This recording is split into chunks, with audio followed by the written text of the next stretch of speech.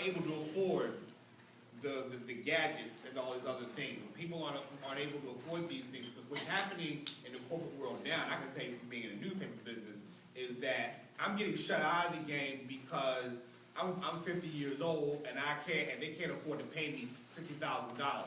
Yesterday, the San Diego Union Tribune offered jobs to people making $35,000 and $40,000. I've been to San Diego. You cannot live in San Diego making $35,000 or $40,000 a year. You cannot. And what's happening is that they're trying to make it so that when they do offer jobs again, that you can't possibly make a living wage. And what happens? That's right. And see, it's not a matter of just buying gadgets. It's a matter of buying food. Right. Yeah. It's going to be, and that's the thing. And when you have a hungry, and this is why the whole thing that you said about the public school system being taken down and what happens, all these things that are happening, and I feel like I said, now I know I'm in an institution of the media that's, where we are, there is a certain level of corruption, but the thing is, the idea is that the reporters and all that, those of us who once cared about the public, who do care about the public interest, we're being phased out of the game. And once they do that, and we can bring these young kids who happen to have a job, they don't know they don't know how to investigate government and put things out like the New York Times does and what have you. And pretty soon they're going to come. It's going to affect every sector of this economy, and even here, it's going to affect here because they're going to start rooting people like yourself out and whatnot, and all of us. Yeah, no question. Go ahead. Yeah, Tony, you quoted bottom line there, hungry man is an angry man. Right. But you're talking about capitalism. Capitalism has a way of readjusting itself. If people are not angry, then that's going to be a revolution. Right. As you pointed out in 1931, Social Security was appeasement to the people. That's when Social Security came about, so that appeased people. So people like, I want to update this, people like Romney, they're always, crisis.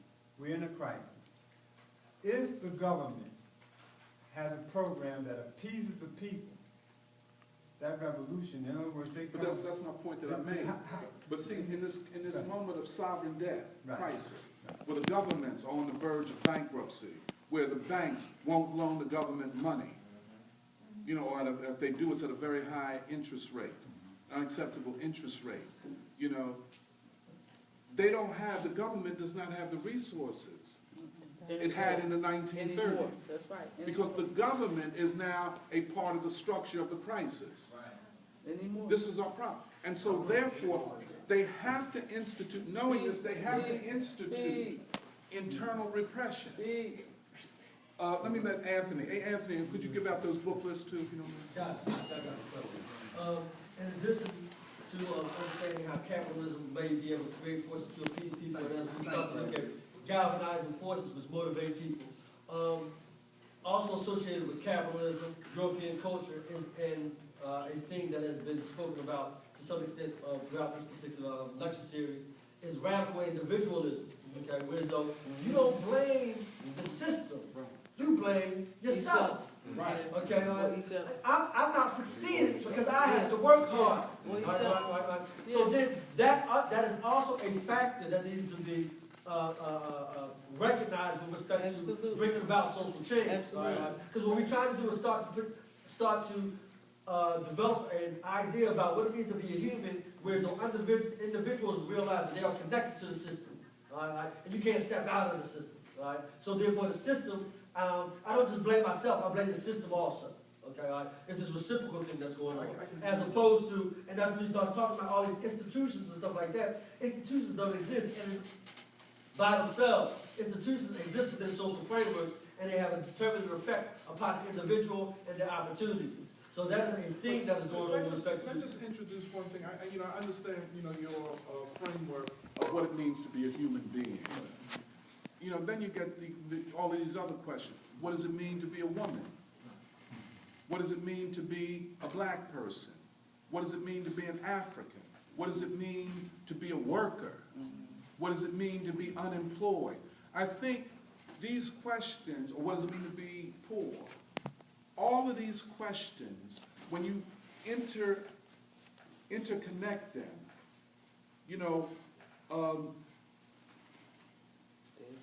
the point I wanted to make is once we define, if we define all of those things properly, in terms of the concrete life experiences of people, it leads us to the struggle for solidarity. Solidarity. That it's not just my family, it's families. It's not just my school, it's schools. It's not just my job, it's jobs. It is, therefore, even if I have a job, and I see, like I say, the methadone clinic at Broad and Poplar, I'm in solidarity with those people. Right. So we're talking about a new, and I agree with you. What does it mean to be a human being at this time of crisis? It means that one is conscious and committed to the fight for human solidarity against injustice. Go ahead, Cassandra. Don't go yet. I want you to make an announcement. Okay, make the announcement, Ron. Thank you, everybody. The reason I have to leave early is to get ready for a play. I thank Bernard and Bilal for coming out yesterday. It's a play I'm directing by Sonia Sanchez. Our last three performances are today at 2, tonight at 7, and tomorrow at the next day at 7 p.m. And Sonia Sanchez came to our rehearsal and she was really pleased with it. Wow. She said that we really performed the way she intended when she wrote. But the play is basically a critique of everything that Dr. Montero has been talking about. And Sanchez represents it in a card game where you have two white males who are the lords of finance capital, and then the black capitalist Carl who plays the game of hearts. And then you know the rule of hearts is to get the lowest hand. And they always make sure he does not get the lowest hand. It's a beautiful dramatic story. Come out and see it. It's at the What time is it tonight? 7 p.m. And 2 p.m. today. That's why I have to leave now. What time is it tomorrow? 7. Only at 7 tomorrow. And where is it? 2030 Sansom Street, the Atrium Theater. Okay, man. Thank you. I appreciate this, Dr. Listen, man, I'll see you next week. I always love being here. I'll be here next week. Okay, go ahead, Cassandra, I'm sorry. No, the wife brought up that, you know, if they create something different, there won't be a revolution. So I was just agreeing with you where you said in other parts of the world, they're already sparking that whole thing. And I just wanted to kind of, America is always held up as a symbol of democracy. And there's a reason for that. It's because, like, democracy is really just saying we have the proper propaganda, the proper ways of controlling the people through democracy, the best way. And for our people, they don't have a political party, as you mentioned earlier. They don't have any way to speak out. So our way of dominating people is better than other people's way. So for other parts of the world, we'll have to start that. I don't think that it would start here because we too, we don't have the language to even say that we unified and we agree with each other on this or on that issue. But in other nations they do.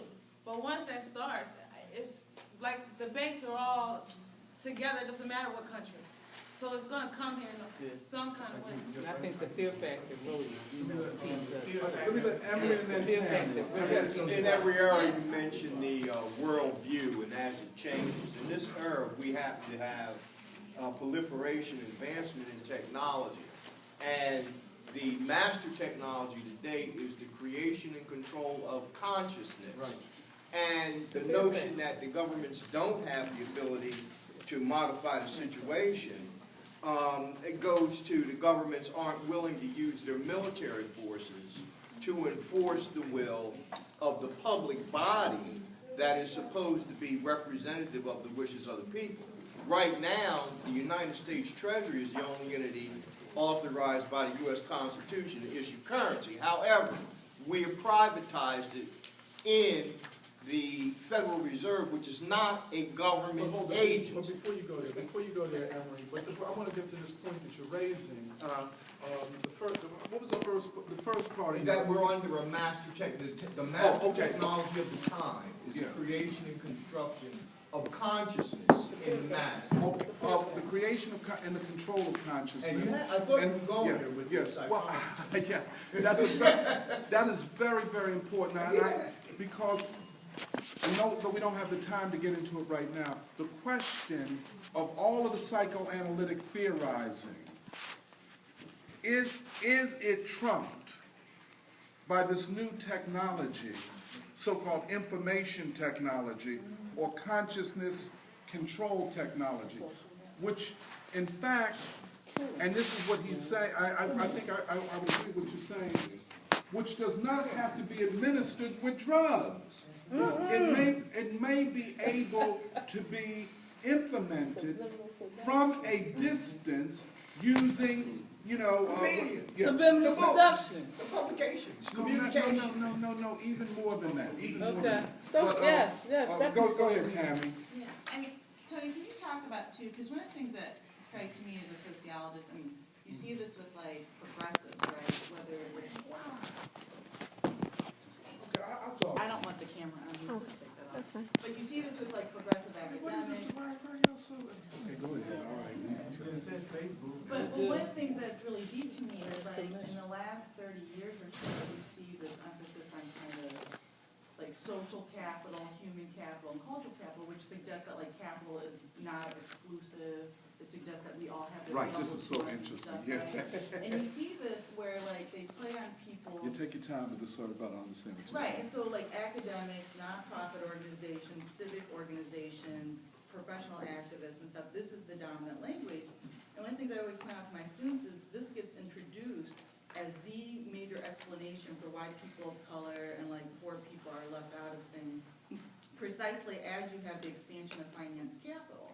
So as finance capital becomes more dominant and capitalism, and the exclusivity of access to money and power, this is when you see that the use of these discourses, and it's something that you see where Tammy, can progressives I all just over interrupt you? I'm gonna let you, so I can explain it. See, Tammy's sociology. She said at the very moment when capital, finance capital, is consolidated in a few hands and control and command and dictate to the whole economy, sociologists and anthropologists are coming up with these new ideas of capital, like social capital, Right. cultural capital. And it's posed as, You see, that's- it's posed as a counter to like the That's right. so-called Chicago School of Economics, And- but it's actually in concert with it because it makes Of capital course, seem because it like obscures it's real readily capital. available, right, that we all Academia have has always access to. been the handmaiden of the financial But centers but of the Emery, world. Emery, Always. But Emery, one of the things hold that on. happens is it I plays mean, up, but it's like a form of soft power because Yeah. it plays up on things that we really care about. We want people to be civically engaged. We want people to have access. That's right, We want that's- people to like feel that they have but it something available diverts the in terms of attention and political agency. consciousness away, and then all this talk about And it civil masks- And society. it masks it as political agency. That's right, and masses Like what political Andrew was agency. saying about radical Absolutely, individuals. absolutely. And progressives really market this stuff, from public intellectuals Well, to so-called academics to progressives. nonprofits and so Yeah, forth. But it's absolutely. really dominant. I agree with you completely. I agree, and it's part of the obscuring of the real issues. And that is why, for instance, I know I sound a little preachy and everything. Keep our eyes on the real contradictions. Don't be diverted. Okay, Brad, and then I'm gonna explain the book list quickly. Well, I mean, from the beginning, when we came in, we started talking about ideology. The Yeah. important thing that we want to grasp is the laws of development. Yeah. We need to, that in terms of keeping your eyes on the prize, it's important that what we're talking about when we talk about dialectical materialism or dialectical logic, we're important to understand that the laws of development, it don't change. It continues to grow, no matter if the capitalists got it, if the socialists got it, whoever's got it, it keeps growing. And that's what you got to understand. Once you grasp that, then you know that you can we're going to grow beyond this. When they came down on the people in the Occupy thing, when they started feeding people. Once they started feeding people, they shut them down in a couple days. Why? Because the same thing with Gaddafi, provided a qualitative alternative. This is very, next week we're going to continue this, and it'll be our final one, and we're going to talk about philosophy and strategic revolutionary actors. We want to talk about Kwame Ture, we want to talk about Mumia, we want to talk about Pam Africa, I hope Pam will be here. And Huey P. Newton, by the way.